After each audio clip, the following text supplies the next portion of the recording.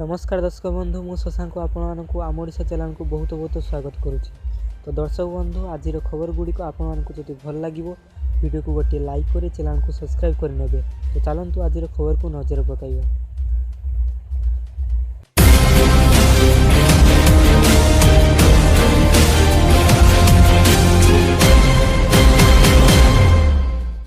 तो दर्शक बंधु संध्या 7टा सुधा 21टी जिला को घड़ी घड़ी सह वर्षा सतर्क सूचना जारी कला आंचलिक पाणीपाग केन्द्र।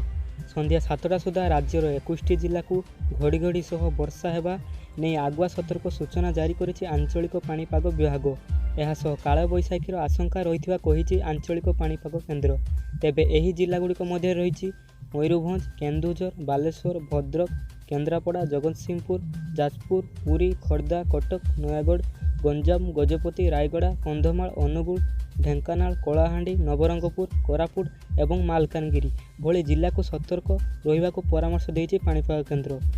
तो दर्शक बंधु अन्यपटे गत 21 तारिख मौसुमी ओडिशा छुईथिले मध्य ओडिशार काँ भा स्थान में वर्षार प्रभाव देखा मिलुछि। एहा बाद राज्यर विभिन्न सहर में पाग कोहला थिले मध्य प्रबल गुळगुळी अनुभूत हेउछि। तापमात्रा ह्रास होइथिले मध्य झांझ पवन जनजीवन को अस्तव्यस्त करुवा देखा मिलुछि। तो दर्शक बंधु एमती नुआ नुआ खबर देखा आम चैनल को सब्सक्राइब करंतु और वीडियो गोटे लाइक कर दियंतु।